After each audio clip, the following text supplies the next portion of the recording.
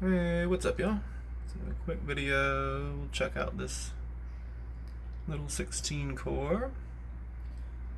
So we'll call it 57.7.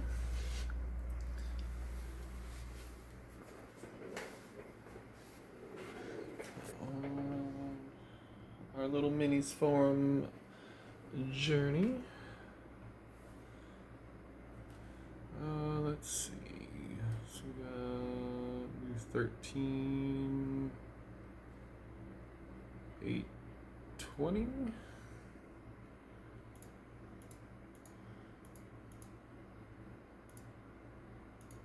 And 57.7 watts. Oh yeah. 240 hash per watt. So that is my new personal best on anything for RandomX. That is 50% better hash rate than the Bitmain X5 ASIC. So that gets, excuse me, losing my voice. The Bitmain X5 gets 160 hash per watt, and we are there at 240. So pretty awesome. Let's see what we're at, and then we'll go through BIOS. So I lost the mouse. This is hard to do. Yeah, so I am watt limited. I am running at 4,000 mega transfer, UM.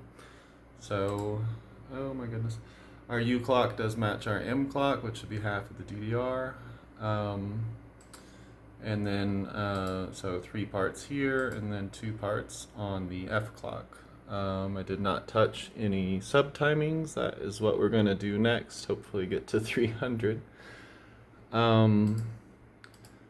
So let's go through BIOS to get 240 hash per watt. So same RAM as the last video.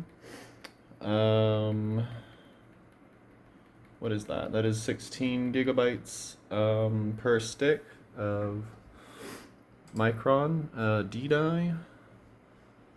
So here's the BIOS. We'll just go through every menu. Nothing changed there. I think I disabled those. Shouldn't matter. Network.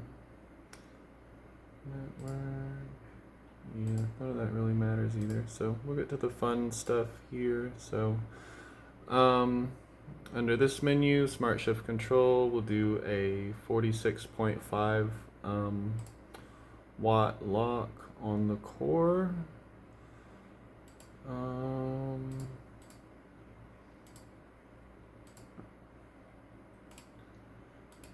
Come into here. So on our dividers, U equals M.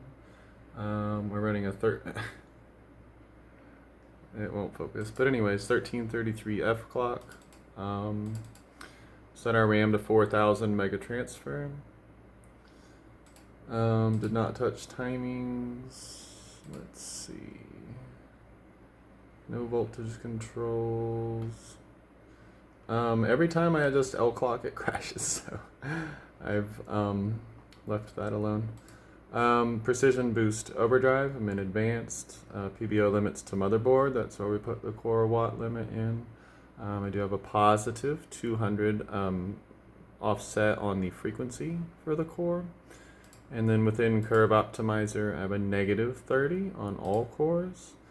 And on the graphics curve optimizers, this would be the iGPU. I did a 10 negative offset. I have not explored that farther.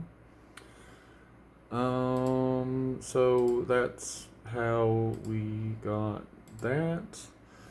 Here are some other random numbers, I guess. Probably not used to much. I'll try to leave it where you can pause. If you want to pause, so the top one is stock, the second one is stock with energy saving mode in Windows. The third one is core performance boost in BIOS disabled. These items here, so that is the core watt limit. Negative, oh, where's the mouse? Hello. Negative 30 offset plus 200 hertz. That's the RAM speed, U equals M, and that's your F clock. So that's what I wound up with. Sometimes Silicon Lottery can be different. This is in Windows. Those are the same settings that we were just running. So the only difference being went into the Windows settings and oh no, where have we done? System, power, additional power settings, and power saver enabled. So once I let it rest, that's where we got to that 13.820 kilohash at 57.7 watts. So that does technically round up to 240 hash per watt, but 239 hash per watt, I'll take it. I think that's freaking awesome. I'm very excited about that. What are we doing in theory?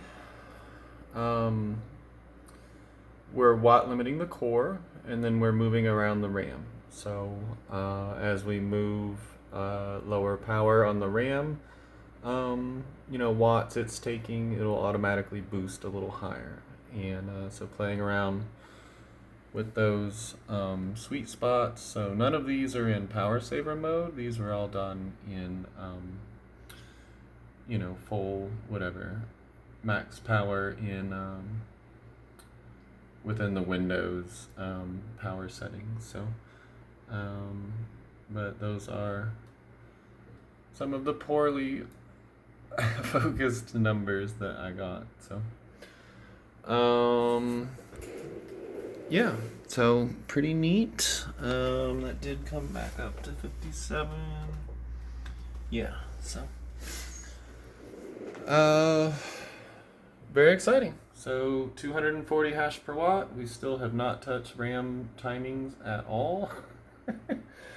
So yeah, not to repeat myself, but to repeat myself, 300 hash per watt does seem obtainable, which is crazy exciting. So yeah, big fan. All right, well, all the best, happy hashing, and save those watts. All right, later.